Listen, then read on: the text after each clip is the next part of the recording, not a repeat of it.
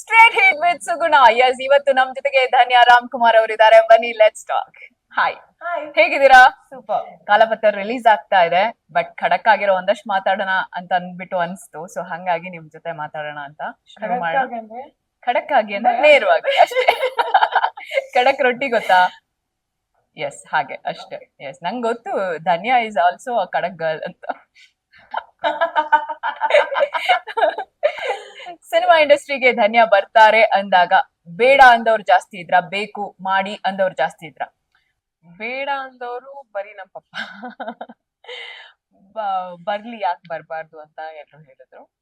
ಬೇಕು ಅಂದವ್ರು ನಮ್ಮ mummy. Okay okay.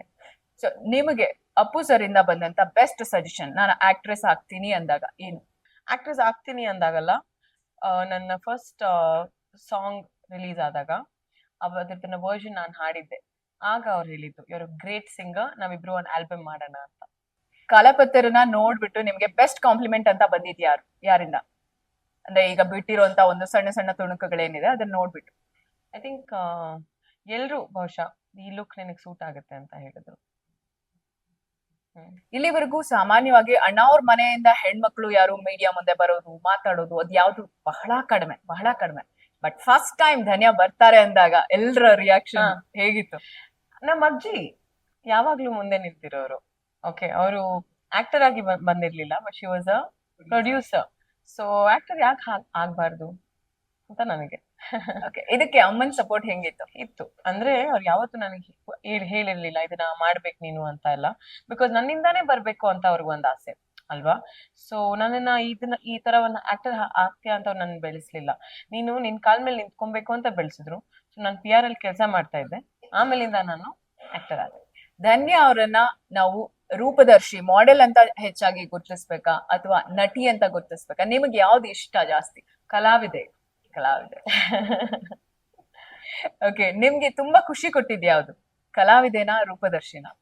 Of course ಕಲಾವಿದೆ. ಇದೆ ನನಗೆ ಬೇಕಾಗಿದ್ದಿದ್ದು ಇದು ಅಲ್ಲ. ಅಂದ್ರೆ ನಟನೆ ನನಗೂ ಗೊತ್ತಿದೆ, ನನಗೂ ಆ ಒಂದ್ ಕಲೆ ಇದೆ. ಅದನ್ನ ನಾನು ಪ್ರೇಕ್ಷಕರಿಗೆ ತೋರಿಸ್ಬೇಕು ಅಂತ ನನ್ನ ಆಸೆ. ಅದನ್ನ ಕಲಿಬೇಕು, ಅದನ್ನ ಇನ್ನೂ ಕಲಿತಾ ಇರ್ಬೇಕು ಅಂತ. ಸೋಷಿಯಲ್ ಮೀಡಿಯಾ ಟ್ರಾಲ್ ಬಗ್ಗೆ ಏನಂತಾರೆ ಧನ್ಯ? ತಲೆ ಕೆಡ್ಸ್ಕೊಳಲ್ಲ. Okay, time pass. ನಗ್ತೀನಿ ನೋಡ್ಬಿಟ್ಟು ನಾನು. ಆದ್ರೆ ನನ್ ಬಗ್ಗೆ ಇದ್ರೆ ತಲೆ ಕೆಡ್ಸ್ಕೊಳಲ್ಲ. ಇಲ್ಲ. ಓಕೆ, ಅಂದ್ರೆ ಕೆಡ್ಸ್ಕೊಂತಾರೆ ಜನ, ಆಬ್ವಿಯಸ್ಲಿ ಆಗುತ್ತೆ ಅದು.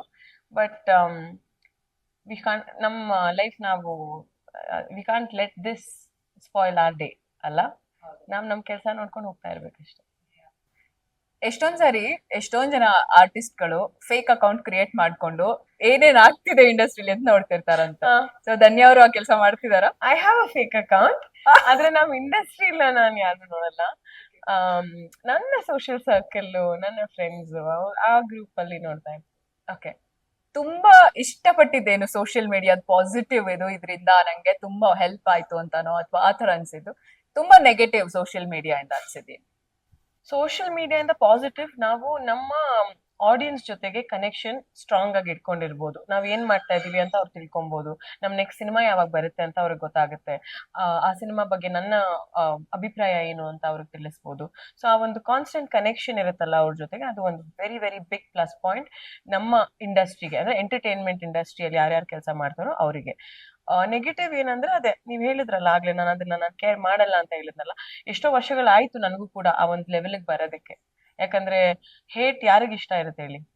ಕೆಟ್ಟ ಕಾಮೆಂಟ್ ಹಾಕ್ತಾರೆ, ಈ ತರ ಅಂದ್ರೆ ಯು ಡೋಂಟ್ ಡಿಸರ್ವ್ ದಿಸ್ ಅಂತ ಹೇಳ್ತಾರೆ, ನೀವ್ ಚೆನ್ನಾಗಿಲ್ಲ ಅಂತಾರೆ, ನೀವ್ ಆಕ್ಟಿಂಗ್ ಚೆನ್ನಾಗ್ ಬರಲ್ಲ ಅಂತಾರೆ. ಇದನ್ನೆಲ್ಲ ಮುಂಚೆ ನಾನು ಕೇಳಿ ನನಗೆ ನೋವ್ ಆಗ್ತಾ ಇತ್ತು. ಈಗ I become immune to it. Like ಅದೇ ನನಗೆ ವ್ಯಾಕ್ಸಿನ್ ತರ. ತುಂಬಾ ಫನ್ನಿ ಅನ್ಸಿದ್ದು ಏನು ಸೋಷಿಯಲ್ ಮೀಡಿಯಾದಲ್ಲಿ ನಿಮ್ಗೆ? ಸಿಕ್ಕಾಪಟ್ಟೆ ನಕ್ಕಿದ್ದು ನೋಡ್ಬಿಟ್ಟು ಹಿಂಗೂ ಇರತ್ತಾ ಅಂತ ಅನ್ಸಿದ್ದು? ಒಂದಷ್ಟು ಕಾಮೆಂಟ್ಸ್ ಬರುತ್ತಲ್ಲ, ಅಂದ್ರೆ ಮ್ಯಾರಿನಿ, ನೀನೇ ನನ್ ಹೆಂಡತಿ ಅಂತ. ಅದೆಲ್ಲ ನೋಡ್ದಾಗ ನಗ್ತೀವಿ. ಹೌದಾ? ತುಂಬಾ ನಗ್ತೀವಿ. ಓಕೆ, ಗೂಗಲ್ ಅಲ್ಲಿ ಧನ್ಯ ರಾಮ್ಕುಮಾರ್ ಅಂತ ಟೈಪ್ ಮಾಡಿದ ತಕ್ಷಣ ಬರುವಂತ 5 ಪ್ರಶ್ನೆಗಳೇನು ಅಂತ ಗೊತ್ತಿದ್ಯಾ ನಿಮ್ಗೆ? ಗೊತ್ತಿಲ್ವಾ? ನಾನು ಹೇಳ ಹೇಳಿ. Yes, Oh God. First question, Dhanya Ram Kumar age. Husband. Dhanya Ram Kumar age first ಬರುತ್ತೆ. ಧನ್ಯಾ ರಾಮ್ ಕುಮಾರ್ ಹಸ್ಬೆಂಡ್ ಅಂತ ಎರಡನೇ ಕ್ವಶನ್ ಬರುತ್ತೆ. ಮೂರನೇದು ಧನ್ಯಾ ರಾಮ್ ಕುಮಾರ್ ಫಾದರ್ ಅಂತ ಬರುತ್ತೆ. ನಾಲ್ಕನೇದು ಧನ್ಯಾ ರಾಮ್ ಕುಮಾರ್ ವಿಕಿಪೀಡಿಯಾ. ಐದನೇದು ಧನ್ಯಾ ರಾಮ್ ಕುಮಾರ್ ಮದರ್. ನೆಕ್ಸ್ಟ್ ಧನ್ಯಾ ರಾಮ್ ಕುಮಾರ್ ಪೇರೆಂಟ್ಸ್. ಸೊ ನಿಮ್ ಬಗ್ಗೆ ಇಷ್ಟು ಸರ್ಚ್ ಮಾಡ್ತಾರೆ.